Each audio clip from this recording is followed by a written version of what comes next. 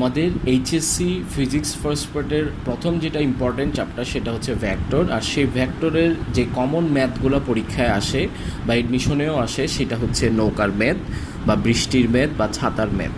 ঠিক আছে, তো আমরা আজকে নৌকার ম্যাথগুলো নিয়ে আলোচনা করব, এরপর নেক্সট ভিডিওতে আমরা বৃষ্টির ম্যাথ বা ছাতার ম্যাথগুলো নিয়ে আলোচনা করব। সো নৌকার ম্যাথগুলো মূলত দুই ধরনের আসে, একটা হচ্ছে ন্যূনতম দূরত্বের ক্ষেত্রে আর একটা হচ্ছে ন্যূনতম সময়ের ক্ষেত্রে। তো ফার্স্টে আমরা যেটা দেখব সেটা হচ্ছে ন্যূনতম দূরত্বের ক্ষেত্রে। ন্যূনতম দূরত্ব বলতে প্রথমত কি বোঝায়? ন্যূনতম দূরত্ব বলতে বোঝায় কি, এটা যদি একটা নদী হয়, নদীর এই পার আর ওই পার ঠিক লম্বালম্বি যেই দূরত্বটা হবে, এখান থেকে খাড়া বিপরীত দিকে লম্বালম্বি যে দূরত্বটা হবে এটাই হবে সর্বাপেক্ষা ক্ষুদ্রতম ন্যূনতম দূরত্ব। আর যেদিকে আমরা আঁকি না কেন সেটা কিন্তু ন্যূনতম দূরত্ব হবে না, সেগুলো কিন্তু অবশ্যই লম্ব দূরত্ব থেকে কিছু না কিছু কী হবে, বড় হবে। সো ন্যূনতম দূরত্ব মিন্স লম্বালম্বিভাবে যে দূরত্ব নদীর এই পাশ থেকে ও পাশে যাবে সেটাই। তো এই কথাটা প্রশ্নের মধ্যে বিভিন্ন ভাষায় আসতে পারে। একটা হচ্ছে ফার্স্টে ন্যূনতম দূরত্ব ডিরেক্ট বলে দিতে পারে, সেক্ষেত্রে তো ইজি। বাট আড়াআড়ি শব্দটা থাকলেও তোমরা মনে করবা যে এটা কি ন্যূনতম দূরত্বই বোঝাচ্ছে, অর্থাৎ একদম খাড়াভাবে বিপরীত প্রান্তে যাচ্ছে। এছাড়া এটা ডিরেক্ট বলে দেয় নদীর এক পাশ থেকে সোজাসুজি অপর পাশে ঠিক বিপরীত বিন্দুতে যেতে হলে নৌকাকে কোন দিকে চালাতে হবে। এটা একদম মোস্ট কমন প্রশ্ন নৌকার ম্যাথে, নৌকাকে কোন দিকে চালাতে হবে। কোন দিকে বলতে মূলত উত্তর দক্ষিণ পূর্ব পশ্চিম এরকম কোনো দিকের কথা বোঝানো হচ্ছে না, এখানে আসলে দিক বলতে বোঝাচ্ছে কি কোন। ঠিক আছে, মোটামুটি যদি আমরা কোন দিকে মিন্স হচ্ছে কত ডিগ্রি অ্যাঙ্গেলে নৌকাটা চালালে ঠিক সোজাসুজি অপর পারে পৌঁছাতে পারবে, সেটাই আমাদেরকে প্রশ্ন করা হয়েছে। ওকে, তাহলে আমরা এখন একটু দেখি। এখানে একটা দেখা যাচ্ছে কি নদীর এই পার আর এটা হচ্ছে নদীর ওই পার, স্রোতের বেগকে ইউ ধরা হয়েছে আর নৌকার ব্যাগকে কি ভি ধরা হয়েছে। কেন নৌকার ব্যাগটা কিছুটা বাম পাশে হেলানো? এটার কারণ হচ্ছে কি, আমরা যদি আবার একটু চিত্রটা দেখি, এটা যদি নৌকা হয়, আমরা যদি অপর পারে যাওয়ার জন্য ঠিক সোজাসুজি যাত্রা করি, সেক্ষেত্রে কী হবে, এদিক থেকে স্রোতের বেগ আসতেছে, স্রোত আমাদেরকে এদিকে ঠেলে দিবে, তাহলে কিন্তু আমরা ঠিক সোজাসুজি অপর পারে পৌঁছালাম না। তো এই সমস্যাটা দূর করার জন্যে কী করা হয়, কিছুটা স্রোতের বেগের সাথে আলফা ডিগ্রি অ্যাঙ্গেলে যদি আমরা নৌকা চালাই, তাহলে স্রোতের বেগ যখন এখন এই পাশ থেকে এদিকে ঠেলে দিবে, সেই ক্ষেত্রে আমাদের নৌকাটা সরে ঠিক সোজাসুজি অপর বিন্দুতে পৌঁছাতে পারবে। তাহলে এখন প্রশ্ন হচ্ছে যে এই আলফাটা আসলে কত ডিগ্রিতে যাওয়া লাগবে, সেটাই হচ্ছে আমাদের মেইন প্রশ্ন। ওকে, আমরা এটাই দেখবো। এখন আমাদের মাঝিরা কিন্তু যুগ যুগ ধরে ফিজিক্স না জানা সত্ত্বেও ঠিক অপর পারে কিন্তু এইভাবে পৌঁছে যাচ্ছে। ওকে, সো ফার্স্টে ধরি স্রোতের বেগ ইউ, নৌকার বেগ ভি, ব্যাগদ্বয়ের মধ্যবর্তী কোণ, দুইটা ব্যাগ ইউ আর ভি এর মধ্যবর্তী কোণ ধরা হয়েছে কত, আলফা। আরেকটা জিনিস সবসময় মনে রাখবা, বিশেষ করে ফিজিক্সের ভ্যাক্টরের ক্ষেত্রে ভ্যাক্টরদ্বয়ের মধ্যবর্তী কোণ হচ্ছে আলফা এবং লব্ধি আর ভ্যাক্টরের মধ্যবর্তী কোণ হচ্ছে থিটা। চেঞ্জ করা যায়, বাট যে কোনো একটা মনে রাখলে তোমাদের হিসাবে সুবিধা হবে। এখানে আমাদের লব্ধি বেগ হচ্ছে ডাব্লিউ আর ইউ আর ভি হচ্ছে দুইটা ডাব্লিউ এর উপাংশ বলা যায়, কারণ এই দুইটার সম্মিলিত ফলে আমরা ডাব্লিউটাকে পাবো। ওকে, এবং লব্ধি স্রোতের বেগ ইউ এর সাথে থিটা ডিগ্রি কোণ উৎপন্ন করে। ওকে, সো আমরা যেটা ধরলাম মূলত ইউ বেগে স্রোত এদিকে যাচ্ছে, নৌকাটাকে আমি আলফা কোণে ভি বেগে চালালাম এবং স্রোতের বেগের ফলে আলটিমেটলি সেটা কোন দিকে যাবে, ঠিক অপর প্রান্তে। আমরা যদি এই পয়েন্টটাকে এ কল্পনা করি আর ঠিক তার বিপরীত প্রান্তের পয়েন্টটাকে যদি এ প্রাইম ধরি, তাহলে ঠিক সোজাসুজি বিপরীত প্রান্তে যাবে এবং কোন বেগে যাবে, অবশ্যই লব্ধি বেগে যাবে। সো আমাদের প্রশ্ন যেটা বলা হয়েছে কি হিসাব করতে, আলফার মানটা বের করতে। আমরা জানি tan theta equal to Q sine alpha divided by P plus Q cos alpha. তো কিউ সাইন আলফার কিউ এর জায়গায় ভি বসালাম, পি এর জায়গায় ইউ বসালাম। এখন তোমরা চাইলে কিন্তু আসলে প্রশ্ন করতে পারো যে কেন আমরা কিউ এর জায়গায় কেন ভি বসালাম আর পি এর জায়গায় কেন ইউ বসালাম। এটা তোমরা উল্টাও লিখতে পারো, অর্থাৎ you sine alpha divided by V plus you cos আলফাও লিখতে পারো। কিন্তু সেক্ষেত্রে যেটা হবে, দেখো থিটা যার সাথে কোণ উৎপন্ন করবে, এটা একটা মনে রাখার টেকনিক বলে দিচ্ছি। থিটা যার সাথে কোণ উৎপন্ন করবে সে কিন্তু এইখানে থাকবে, অর্থাৎ থিটা থাকবে হচ্ছে পাশে। থিটার পাশে যেটা থাকবে সেটার সাথেই কিন্তু আসলে কি আমরা থিটা অ্যাঙ্গেলটা ধরছি। তাহলে দেখো তো চিত্র যদি খেয়াল করো, স্রোতের বেগের সাথে কোনটা আমরা আসলে থিটা ধরছি, ইউ এর সাথে। এই কারণেই ইউটা কিন্তু থিটা এর কোথায় আছে, পাশে। এটা জাস্ট মনে রাখার একটা টেকনিক, ঠিক আছে, এটা আপেক্ষিক বেগের থেকে আসে। তোমরা চাইলে এটাকে, এখন প্রশ্ন হচ্ছে যদি এইসবও মনে না থাকে, এসবও যদি আমাদের মনে না থাকে, সেক্ষেত্রে আমরা কি করতে পারি? সেক্ষেত্রে তোমরা ভিটাকে ইউ ধরতে পারবা, আর ইউটাকে কি ধরতে পারবা? ভি ধরতে পারবা। ভি ধরলে যেটা হবে যে তখন আমাদের লাস্টে গিয়ে জিনিসটা চেঞ্জ হয়ে যাবে। কি চেঞ্জ হবে সেটাতে আমরা আসতেছি। ফার্স্টে এটা খেয়াল করো, tan θ = V sine alpha divided by U plus V cos alpha. থিটার মান হচ্ছে 90 ডিগ্রি বসালাম। tan 90 হচ্ছে অসংজ্ঞায়িত। অসংজ্ঞায়িত মানে আসলে কত? ইনফিনিটি। সো ইনফিনিটি সমান আমরা কি লিখতে পারি? 1/0। যে কোনো কিছুকে শূন্য দ্বারা ভাগ করলে সেটা কি হয়ে যায়? ইনফিনিটি হয়ে যায়। সো 1/0। এরপর যদি আমরা বজ্র গুণন করি, সেক্ষেত্রে U plus V cos alpha = 0। সেখান থেকে আমরা পেলাম কজ আলফা = -u/v, আর আলফা পেয়ে গেলাম কি? Cos inverse -u/v। আমাদেরকে প্রশ্নে অবশ্যই স্রোতের বেগ এবং নৌকার বেগগুলো দেওয়া থাকবে, সেগুলো যদি আমরা এখানে বসাই দিই তাহলে আমাদের আলফাটা বের হয়ে যাবে। ঠিক আছে, এখন আরেকটা টেকনিক শিখাই দিই, এটা এডমিশনের জন্যে বা মনে রাখার জন্যে, তোমাদের যাতে প্রশ্নটা ভুল না হয় সেক্ষেত্রে এখানে ইউটা সবসময় হবে ছোট বেগ আর ভিটা হবে অবশ্যই কি? বড় বেগ। ঠিক আছে, আমাদেরকে উদ্দীপকে দুইটা বেগ দেওয়া থাকবে, একটা স্রোতের বেগ, একটা নৌকার বেগ। তাহলে কখনো যদি ভুলে তোমরা যদি আমি যেমন ধরলাম V sine alpha divided by U plus V cos alpha, তোমরা যদি এখানে এটাকে উল্টা ধরো অর্থাৎ you sine alpha divided by V plus you cos alpha, সেক্ষেত্রে আমার যেটা এখানে কজ ইনভার্স -u/v আসছে, সেটা তোমাদের আসবে -v/u। সো -v/u আসলে তখন তুমি ধরে নিবা হচ্ছে ভিটা তোমার ছোট বেগ আর ইউটা তোমার কি? বড় বেগ। ঠিক আছে, তাহলে এই প্রশ্নগুলো আর কোনোভাবে ভুল হওয়ার সুযোগ নাই। ঠিক আছে, আমি আবার একটু রিপিট আসি। আমাদের কি স্রোতের বেগ আর নৌকার বেগ দেওয়া আছে, বলতেছে নদীর এই পাশ থেকে সোজাসুজি অপাশে যেতে হবে, তার মানে অবশ্যই লম্ব দূরত্ব, সেক্ষেত্রে থিটা হচ্ছে 90। আমরা ইউ আর ভি এর মধ্যবর্তী কোণ ধরে নিছে আলফা। আমাদেরকে প্রশ্নই করা হয়েছে নৌকা কোন দিকে চালালে ঠিক সোজাসুজি অপর পারে পৌঁছানো যাবে, অর্থাৎ আলফা বের করতে বলা হয়েছে। সেক্ষেত্রে আমরা tan θ = q sin alpha divide by p plus q cos alpha সূত্রটা অ্যাপ্লাই করলাম। সেখান থেকে আলফা পেয়ে গেছি cos ইনভার্স -u/v। আর এটার ক্ষেত্রে সবচেয়ে মজার জিনিস হচ্ছে উপরে সবসময় ছোটো ব্যাগটা হবে, নিচে সবসময় বড় ব্যাগটা হবে। আর কখনো যদি দেখো উপরে বড় ব্যাগ নিচে ছোটো ব্যাগ আসছে, তার মানে তোমার আনসারটা ভুল হয়েছে, অর্থাৎ ম্যাথ এরর দেখাবে। ঠিক আছে, তো সেইভাবে তুমি বুঝে যেতে পারবা যে তোমার আসলে কি ইউ আর ভি ধরাতে ভুল হয়েছে। আচ্ছা, এটা ছিল শর্টকাট একটা টেকনিক। এরপর যদি আমাদেরকে একই ক্ষেত্রে বলে, অর্থাৎ ন্যূনতম দূরত্বের ক্ষেত্রে, এই যে আমরা এখন আমাদের টপিক কি এখন? ন্যূনতম দূরত্ব। ন্যূনতম দূরত্বের ক্ষেত্রে যদি আমাকে বলে ডাব্লিউটা বের করে দাও, অর্থাৎ লব্ধি বেগ কত বেগে সে যাচ্ছে, সেক্ষেত্রে আমরা কি করব? সে আসলে কত বেগে যাচ্ছে দেখো। ন্যূনতম দূরত্বের ক্ষেত্রে লব্ধি বেগ আমরা জানি r² = p² plus q² plus 2pq cos alpha. তার মানে একইভাবে w² কী হবে? u² plus v² plus 2uv cos alpha. আচ্ছা, বসার পর এখানে একটু যদি খেয়াল করি, cos আলফা সমান আমাদের কত আসছে? -u/v। ওইটার মান যদি আমরা এখানে cos আলফার জায়গায় বসাই, তাহলে কাটাকাটি গিয়ে এখান থেকে আমরা w কী পাবো? w পাবো হচ্ছে √v² -u²। অর্থাৎ আমাকে কিন্তু ইউ আর ভি প্রশ্নে দেয়া আছে, তাহলে এটাই হচ্ছে আমাদের লব্ধি বেগ। এখান ক্ষেত্রে একটা টেকনিক আছে যে অবশ্যই বড় ব্যাগটা থেকে ছোট ব্যাগটা কী হবে? বিয়োগ হবে। ঠিক আছে, লব্ধি বেগের মানটা ধনাত্মক আসবে। আমি লিখে দিচ্ছি শর্টকাট আকারে, এগুলো মনে রাখার জন্য। বাট এটা এইচএসসি পরীক্ষার মধ্যে, বোর্ড পরীক্ষায় তোমরা অ্যাপ্লাই করতে পারবে না এইভাবে। বাট প্রসেসটা যদি জানো তাহলে এইভাবে প্রসেসটা চলে আসবা। আর এটা সবথেকে বেশি হেল্প করবে তোমার আনসারটা ঠিক হয়েছে নাকি ভুল হয়েছে এটা জানার ক্ষেত্রে।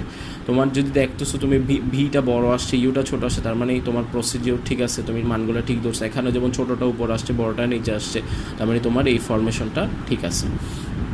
ওকে, এবার আসো ন্যূনতম দূরত্বের ক্ষেত্রে সময়। আমরা ন্যূনতম দূরত্বের ক্ষেত্রে কোন দিকে যেতে হবে সেটাও বের করলাম, ব্যাগটা কত সেটাও বের করলাম। এখন বলতেছি কত সময় লাগবে যেতে। সো নদীর প্রস্থ যেটা আমাকে দেয়া আছে, ধরো এখানে যদি খেয়াল করো চিত্রটার মধ্যে, নদীর প্রস্থ দেয়া আছে কত? ডি। ঠিক আছে, আচ্ছা, তাহলে আমরা যেটা বললাম যে ঠিক এই প্রান্ত থেকে সোজাসুজি যদি অপর প্রান্তে যায়, তাহলে আমাদের অতিক্রান্ত দূরত্ব অর্থাৎ সরণ কত হবে? এই ডিটাই হবে হচ্ছে আমাদের সরণ নদীর প্রস্থ বরাবর।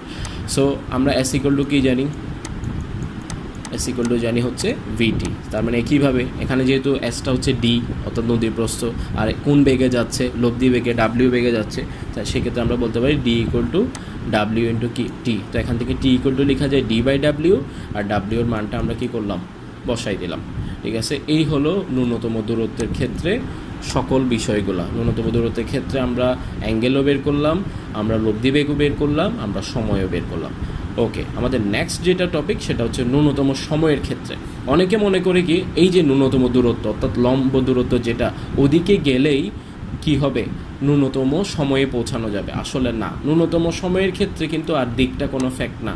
আমি যেদিকেই যাই না কেন, আমাকে প্রশ্ন হচ্ছে এখন কত তাড়াতাড়ি আমি যাচ্ছি। আমি সেই ক্ষেত্রে এই বরাবর যেতে পারি, সেই ক্ষেত্রে আমি এই বরাবরও যেতে পারি, সেটা এটা ডাজন্ট ম্যাটার। যেটা ম্যাটার করে সেটা হচ্ছে কি যে আসলে কত কম সময়ে নদীর এই পার থেকে ওই পারে পৌঁছানো গেছে।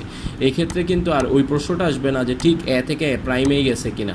এই ক্ষেত্রে একাধিক থেকে এদিকেও যেতে পারে, ওদিকেও যেতে পারে, জাস্ট এই পার থেকে ওই পারে যেতে হবে, মিনিমাম টাইমটা কত হবে। ওকে, সেই ক্ষেত্রে ক্যালকুলেশনটা একটু যদি আমরা দেখি, আমি এখানে প্রশ্নটা লিখে দিছি কত কম সময়ে বা কত তাড়াতাড়ি নদী এপার হতে ওপারে যাওয়া যায়। একইভাবে এটা ধরে নিলাম স্রোতের বেগ ইউ, এটা ধরে নিলাম আমাদের নৌকার বেগ ভি। আচ্ছা, এখন যদি আমার নৌকার বেগটা অনুভূমিকের সাথে আলফা কোণ উৎপন্ন করে, তার মানে একটা ভেক্টর লম্ব বরাবর যদি বিভাজন হিসাব করি, সে দুইটা উপাংশে ভাগ হবে। একটা হচ্ছে তার অনুভূমিক উপাংশ ভি কজ আলফা, আরটা হচ্ছে তার উলম্ব উপাংশ ভি কি সাইন আলফা।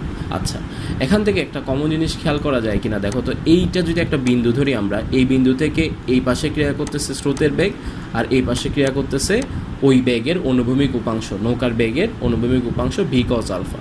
তো দুইটা কিন্তু পরস্পর কি বিপরীতমুখী। তাহলে আমরা যদি কোনোভাবে দুইটাকে সমান করে দিতে পারি, সেক্ষেত্রে কিন্তু নৌকাটা শুধুমাত্র কোন বেগ নিয়ে সামনে যাবে, সেক্ষেত্রে নৌকাটা কিন্তু শুধু ভি সাইন আলফা বেগ নিয়ে সামনে যাবে। অর্থাৎ এই যে স্রোতের বেগটা আমার নৌকাকে যে বাধা দিচ্ছে, সেটাকে যদি আমি নৌকার বেগের অনুভূমিক উপাংশ দিয়ে প্রশমিত করে ফেলতে পারি, অর্থাৎ এটা যদি 10 হয়, এটা হবে কি -10, তার মানে আলটিমেটলি আনসার কত 0। তাহলে একটা আর একটাকে নাকচ করে দিছে, তার মানে আলটিমেটলি নৌকাটা কোন বেগ নিয়ে সামনে যাবে, ভি সাইন আলফা।